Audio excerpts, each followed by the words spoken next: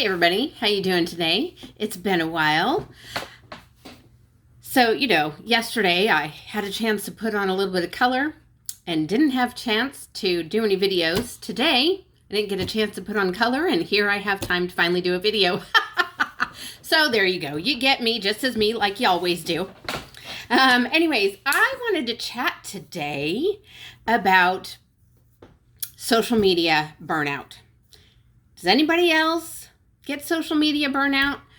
Like, oh my goodness, I hear it from everybody all the time. I mean, we love social media because it allows us to keep in touch with our friends, families, loved ones, right?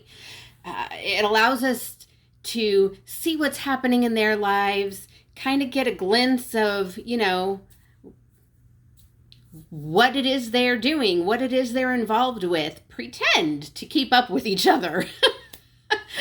We love social media because we can more easily and lazily keep others posted on what's going on with ourselves, right? And we love social media because it helps us process things. It helps us to process the joys in our lives, the things that are sad in our lives, the many things in the world that are happening. We get to hear different opinions and process and think of what it is how we want to respond to those things, right? So many reasons to love social media. And yet, right? We hate social media because it's exhausting keeping up with so many people all the time. It's exhausting because we feel bombarded with information and opinions. We hate social media because we can't truly filter what we see and how much of it we see. Well, perhaps we can filter how much of it we see. We may not be very good at it, though. So I'm here to offer you 3 boundaries I have found to be very helpful to put in place and quite easy to put in place. So let me share those with you a minute. 1, if I want to check in and see what's going on with my friends and my family, my loved ones, I put a time limit on it. If I just want to scroll through and see what's going on with people, I'll set a 10-minute timer. I will like and love and comment on whatever it is I can see in those 10 minutes. And when that timer goes off, I need to get off. Another thing I'll do along those same lines is instead of scrolling, I'll look up specific people. I've started, and perhaps some of you have noticed, I've started by using Facebook's birthday thing, right? Their birthday calendar thing. Here's all your acquaintances and friends and whatnot who have birthdays this month. And those are the people I will specifically look up all month long because that's just an easy way for me to make sure I'm going through all of my friends list, right? Everyone on there, because I have people on my friends list because I love them, right? Because I want to be acquainted with them, right? But it's hard to keep track of everyone on there.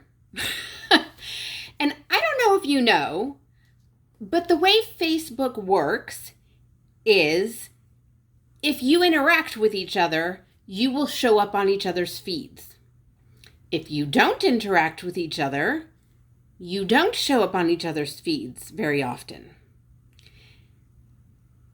And that could be because either you haven't gotten on in some time and therefore haven't interacted with very many people, and some people just fall off your feed. It could be because those people haven't posted in a while and you haven't had the opportunity to interact with them, their posts, and then they fall off your feed. It could be for a myriad of reasons. So all these posts you see of people saying, well, I'm weeding people out. So if you see this post, let me know so I keep you on my friends list. There's so many reasons people aren't seeing your posts. It's not just because, or necessarily because, they don't like you. If you're on their friends list, they must like you. So I beg you, please stop paying attention to those ridiculous posts. Go look up your friends. Intentionally interact with them. Okay, but I'm digressing here. So I will use the birthday list, and I will intentionally look up the people with the birthdays that month, because it helps me keep track of who it is I'm, making sure I'm getting through all my friends. And when you intentionally look people up, they will start popping up on your feed. It's amazing. It's so great. Now, after you stop intentionally looking them up, and by chance you don't get to see very many of their posts after a while, and you don't get to interact with as many of their posts after a while, yes, they fall back off your feed. But you know what? Their birthday comes around again, and you can start looking them up intentionally once again and continue this whole thing, this whole interaction, right? Because it's not possible to keep up with everyone in your life that you have loved and have enjoyed the company of. It's just not possible, right? Which is one of the reasons we both love and hate social media. So, anyways, those are two of the things I use.